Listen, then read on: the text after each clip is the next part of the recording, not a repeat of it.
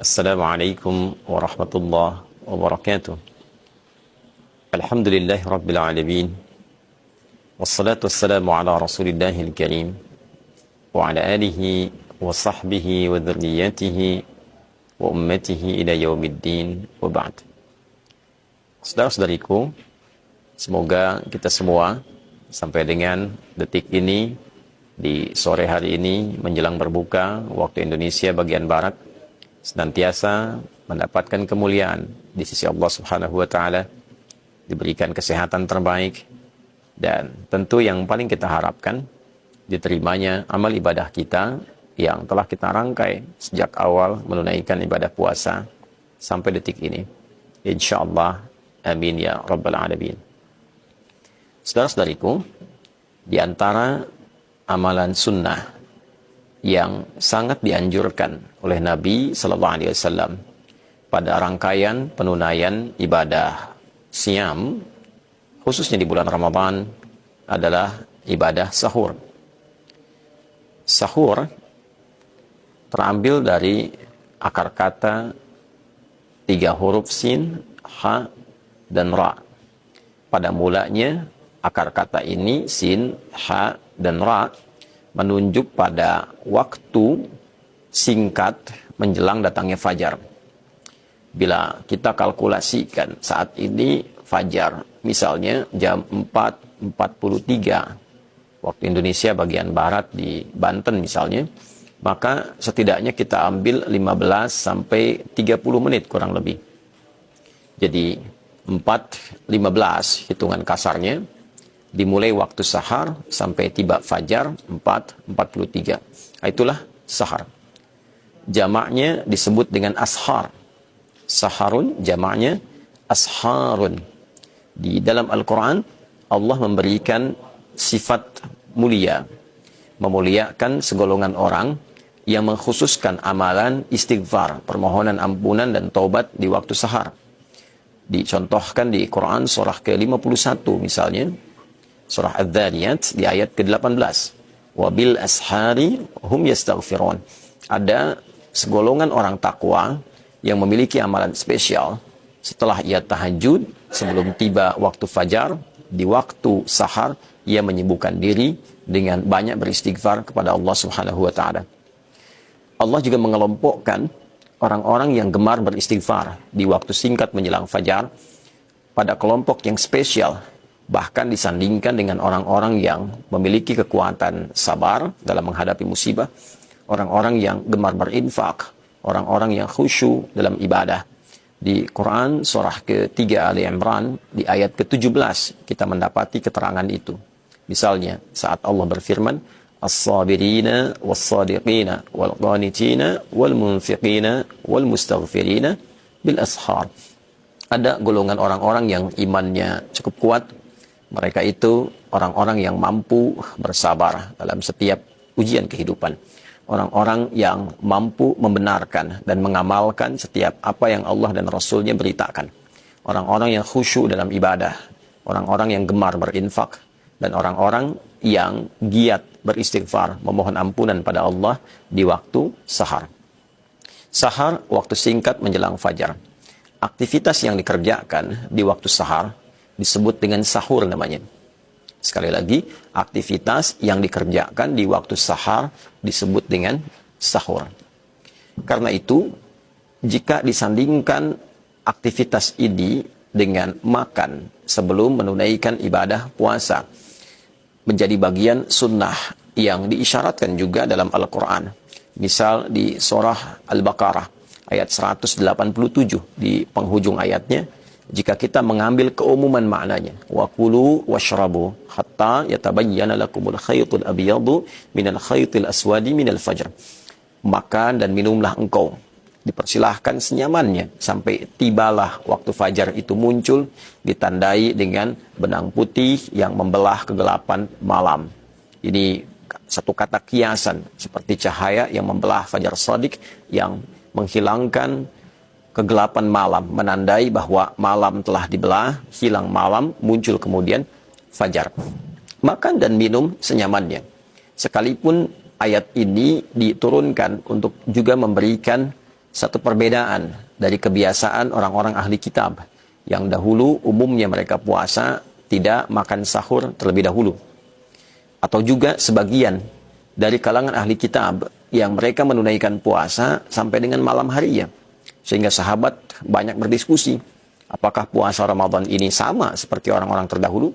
Maka Allah menurunkan ayat ini untuk memberikan penguat bahwa puasa cukup ditunaikan dari fajar sampai dengan maghrib. Adapun ba'da maghrib silahkan makan, minum senyamannya sampai menjelang fajar. Di antara aktivitas makan, minum menjelang fajar itulah yang disebut dengan sahur. Anda boleh makan ba'da maghrib, Anda boleh makan ba'da isya, tapi kalau Anda makan, minum menjelang fajar di waktu sahar, maka itu disebut dengan sahur. Dalam sahur, Nabi SAW memberikan satu keistimewaan yang sekaligus menjadi rahasia bagi amalan istimewa ini. Penjelasan itu diantaranya didokumentasikan oleh Al-Imam Al-Bukhari dalam kitab sahih beliau dalam topik Asyam. Terdapat 97 topik dalam sahih Al-Bukhari. Di topik kitab Asyam, topik tentang puasa, nomor hadis 1923 dari sahabat Anas bin Malik radhiyallahu taala anhu dari Nabi sallallahu alaihi wasallam. Beliau bersabda, "Tasahharu fa inna fis sahuri barakah." Tasahharu, makan sahurlah kalian. Makanlah kalian di waktu sahar sebelum kalian menunaikan puasa. Demikian penjelasan sabda Nabi sallallahu alaihi wasallam. Fa inna fis sahuri barakah. Kenapa ya Rasulullah? Maka sungguh aku tegaskan, kata Nabi, makan di waktu sahar itu mengandung keberkahan. Nah, ini rahasianya. Jadi ada keberkahan yang didapatkan pada aktivitas makan di waktu sahar menjelang berpuasa. Umumnya orang mendapati waktu ini waktu paling nyaman untuk beristirahat, tidur, menunggu datangnya fajar.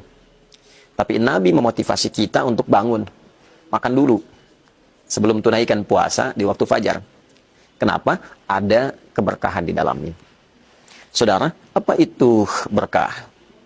Dalam bahasa Arab, berkah itu setidaknya dipahami dengan ziyadatul khair wastimraruhu. Bertambahnya nilai-nilai kebaikan disertai dengan konsistensi dalam penunaiannya. Bertambahnya nilai kebaikan disertai dengan konsistensi dalam penunaiannya. Jadi ternyata dalam sahur itu ada kebaikan. Dan kebaikan itu cenderung konsisten untuk dikerjakan. Para ulama meriset apa kiranya yang dimaksud dengan kebaikan yang muncul dalam waktu sahur pada aktivitas makan ini.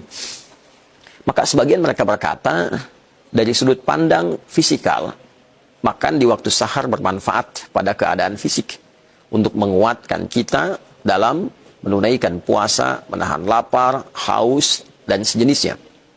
Dibandingkan dengan makan jam 8 malam, jam 10 malam, atau jam 2 malam yang saat itu dilakukan, sah. Tidak menjadi masalah. Namun ketika itu dikerjakan, lalu lantas beristirahat. Ya, kita beristirahat, menunggu fajar sampai dengan maghrib tiba, durasi menahan lapar dan haus terasa lebih panjang. Dibandingkan dengan kita makan, minum, menyiapkan diri menjelang fajar, dekat ke waktu fajar. Sehingga durasi kita menahan lapar, haus saat berpuasa semakin pendek dan olahan dari makanan minum itu menjadi energi semakin optimal untuk dialirkan pada bagian tubuh kita. Itu riset ulama yang pertama terkait dengan keberkahan makan di waktu sahar. Yang kedua, ada yang meriset juga secara maknawi, menunjuk pada keberhasilan seseorang menunaikan sunnah Nabi ini. Ya, salah satunya adalah suksesnya makan di waktu sahar. Yang kita sebut dengan makan sahur itu, tatkala makanan itu dan minuman itu menjadi energi, menjadi tenaga yang disupport pada bagian tubuh kita untuk meningkatkan kebaikan yang konsisten saat menjalani ibadah puasa. Nah, ini sangat dalam sekali, sangat dalam sekali. Jadi ada orang boleh jadi dia makan, minum di waktu sahar, dia ikut sahur, bahkan makannya banyak, minumnya banyak, ya. Tiba kemudian waktu fajar. Tapi sayangnya antara fajar sampai ke maghrib ini, ternyata makanan itu tidak terolah menjadi energi yang mendorong pelakunya berbuat baik. Ya, baca Qur'annya minimalis, sholat sunnahnya minim, ya, sedekahnya minim, misal, ya. Maka ini menunjukkan dan memberikan kesan bahwa makan di waktu sahurnya itu hanya memberi manfaat bagi fisiknya, tapi berkurang dari segi keberkahannya. Sebaliknya, jika makan itu benar, yang dimakan halal, ya kan? Cara mendapatinya halal, thayyib, kualitasnya benar, menyehatkan buat tubuh, walaupun sedikit yang dimakan, maka ciri keberhasilan sahur itu dia bisa menghasilkan energi yang meningkatkan pelakunya untuk bisa bersemangat menunaikan ibadah dan ragam kebaikan lainnya. Ya, dia makan, dia sertai dengan istighfar.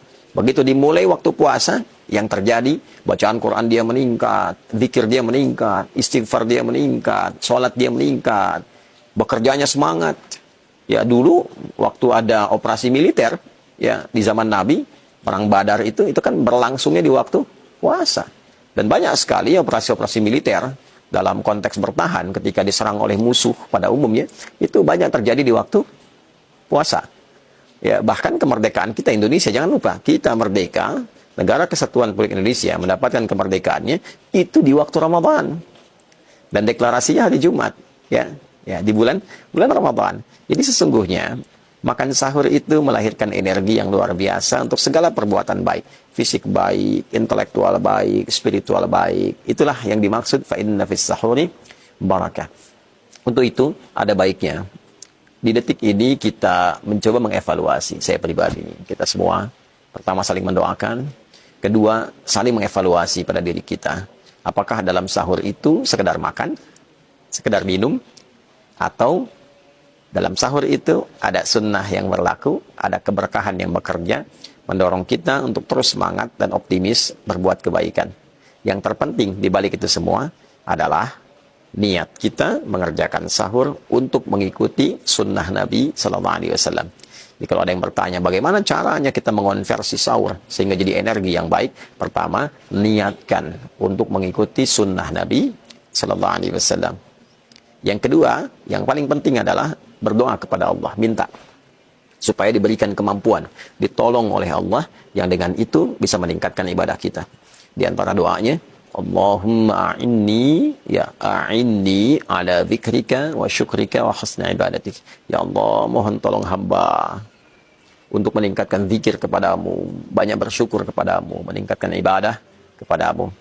Ya, barangkali ini yang bisa disampaikan dalam edisi Aku Suka hari ini. Semoga bermanfaat. Maafkan saya, Adi Hidayat dari Mira untuk semua. Allahumma taqabbal minna innaka antas sami'un alim wa tub 'alaina innaka antat tawwabur rahim. Rabbana atina fid dunya hasanah wa fil akhirati hasanah wa qina adzabannar. Wa sallallahu ala sayyidina Muhammad wa ala alihi wa sahbihi ajma'in. Wa akhiru da'wana alhamdulillahi rabbil alamin. Wassalamu alaikum warahmatullahi wabarakatuh.